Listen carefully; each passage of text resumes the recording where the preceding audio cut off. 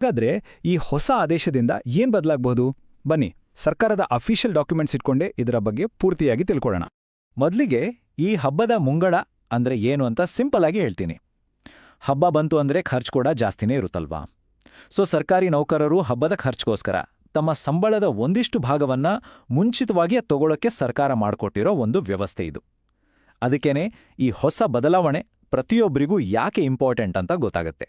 ಸರಿ, ಮೊದಲು ಇಲ್ಲಿವರೆಗೂ ಈ ಹಬ್ಬದ ಮುಂಗಡದ ನಿಯಮ ಹೇಗಿತ್ತು ಅಂತ ಒಂದು ಸಣ್ಣ ಲುಕ್ ಹಾಕೋಣ. ಆಗ ತಾನೇ ಹೊಸದಾಗಿ ಆಗಿರೋ ಬದಲಾವಣೆ ಎಷ್ಟು ದೊಡ್ಡದು ಅಂತ ನಮಗೆ ಸರಿಯಾಗಿ ಅರ್ಥ ಆಗೋದು.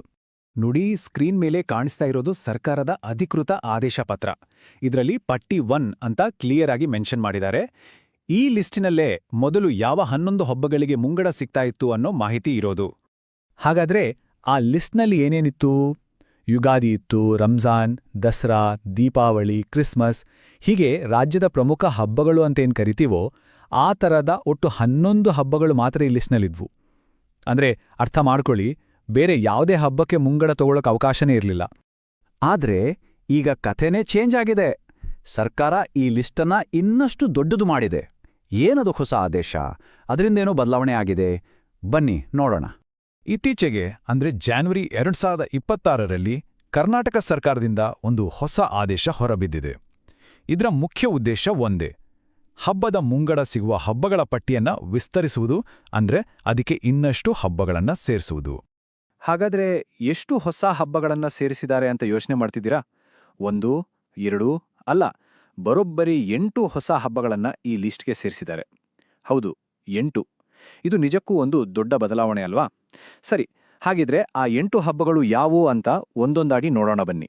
ಮತ್ತೆ ನೋಡಿ, ಇದು ಹೊಸ ಆದೇಶದ ಪ್ರತಿ. ಇದರಲ್ಲಿ ಪಟ್ಟಿ 2 ಅಂತ ಕೊಟ್ಟಿದ್ದಾರೆ ನೋಡಿ. ಈ ಪಟ್ಟಿ 2ರಲ್ಲೇ ಆ ಹೊಸದಾಗಿ ಸೇರಿಸಿದ 8 ಹಬ್ಬಗಳ ಪೂರ್ತಿ ವಿವರ ಇದೆ. ಈ ಹೊಸ ಲಿಸ್ಟ್ನಲ್ಲಿ ಶಿವರಾತ್ರಿ, ಶ್ರೀರಾಮನವಮಿ, ಬಸವ ಜಯಂತಿ, ಅಂಬೇಡ್ಕರ್ ಜಯಂತಿ, ವರಮಹಾಲಕ್ಷ್ಮಿ ಹಬ್ಬ, ಗೌಡಿ ಗಣೇಶ ಹಬ್ಬ, ನರಕ ಚತುರ್ದಶಿ ಮತ್ತೆ ಬುದ್ಧ ಜಯಂತಿ ಕೂಡ ಸೇರಿದೆ. ಅಂದ್ರೆ ಇದರ ಅರ್ಥ ಏನು?